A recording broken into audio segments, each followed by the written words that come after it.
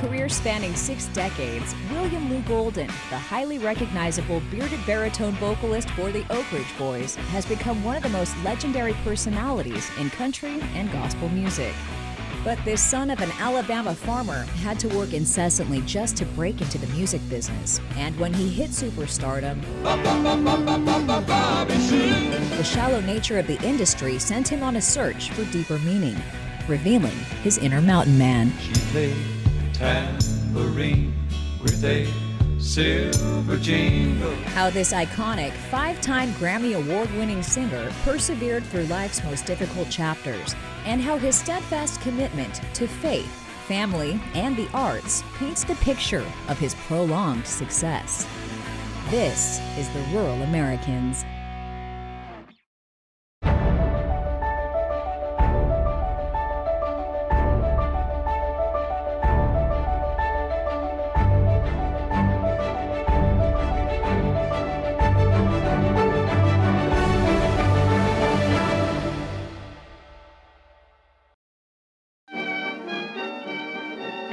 William Lee Golden was born in January of 1939 in a modest 2-room farm shack in rural Alabama. It was a time when ketchup cost just 9 cents a bottle, when jazz, blues, and gospel were the most popular musical genres, and when children spent most of their time outdoors, immersed in a landscape that reflected a less complicated way of life.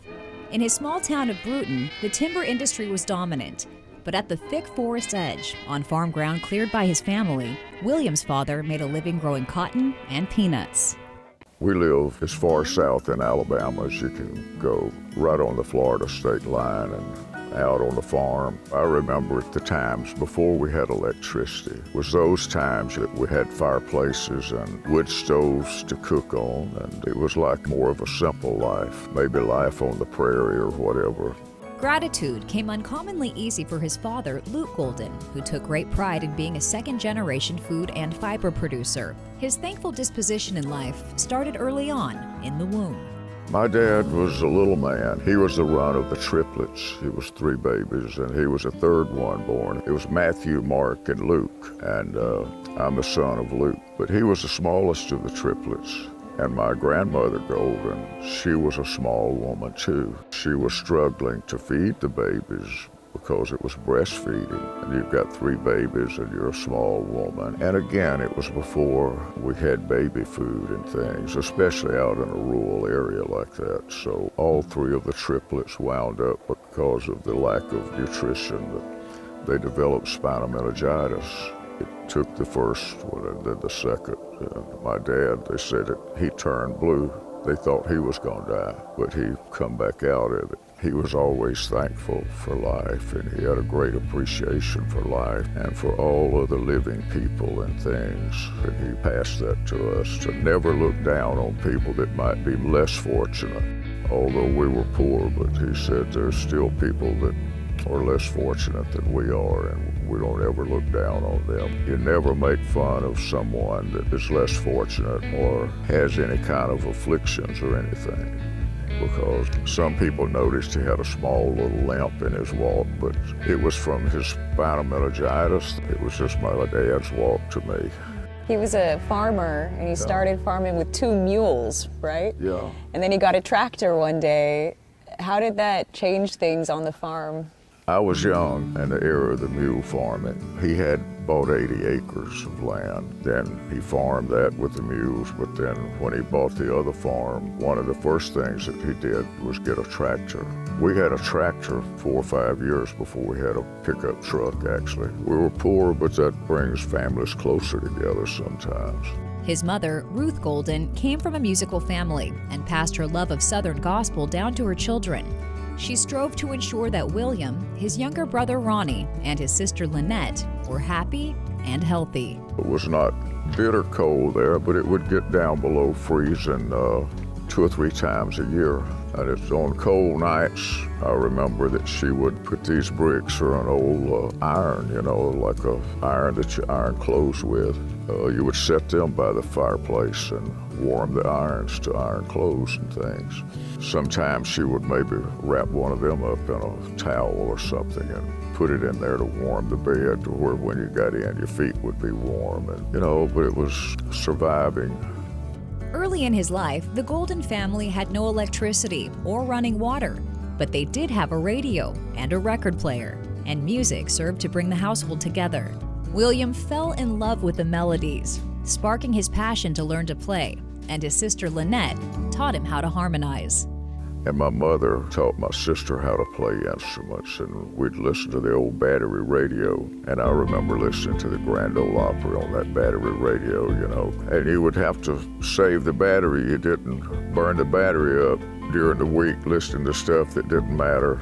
My mother and dad nurtured us, wanting us to play and sing, and they bought us new instruments. You know, I still got the guitar my dad bought me. It's still a wonderful Gibson guitar, and my sister had a matching mandolin, a Sunburst matching mandolin. We'd play and sing them country songs and them old country gospel songs.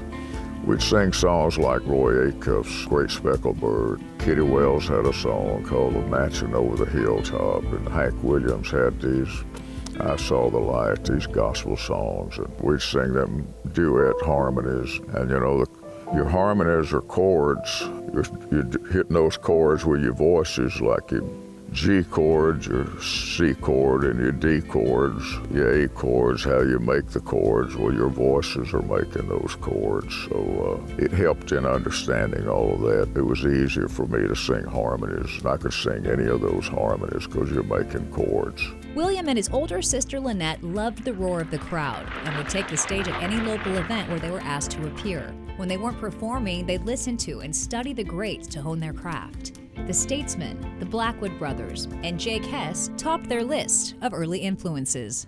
She was like 3 years older than me, but she played mandolin. She had a great ear for music, and I remember when I was young, I'd learned to play the guitar. I'd beat it out of tune because I played pretty hard. You know, I'd get excited, and it bothered her. She'd reach over and tell me which key to hit. She'd tune my guitar between songs sometimes when we'd be playing, singing at a church or something. As little kids, we'd get to play and sing. Although his early musical career was showing promise, it did not keep William from handling his daily farm chores. Milking cows and picking cotton and peanuts by hand occupied much of his time, so he'd sing as he worked. By the time he was ready for high school, William added another activity to his roster and joined the football team, where he crossed paths with an unforgettable coach. He'd get a chew of tobacco, and boy, he'd get right in front of you. And, he taught you how to get aggressive and how to attack anybody that got in front of you, to get through the line, to get the guy with the ball. So, yeah, from all the curse words I didn't learn at home, I learned them in school on the gridiron. So sometimes I can flip right back into it if I'm not careful. Your parents, Ruth and Luke, they didn't cuss in the home, and they didn't fight either. They had a beautiful relationship. Do you realize now how rare that is? I didn't know then, you know, how rare it was, but no, there was never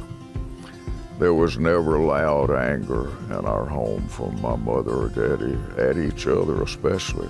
If a cat jumps up on the table, somebody may be loud at the cat, but not, they were not cussing, you know. You look back on it and you realize what the character of the people that they were, and they gave us the best that they could provide. Everything was done for our benefit. As his opportunities to sing started to grow, so did William's dreams of becoming a paid performer. He decided to join the school's FFA quartet to get connected with other like-minded youth, and before long, he became an integral member of a 4-part harmony.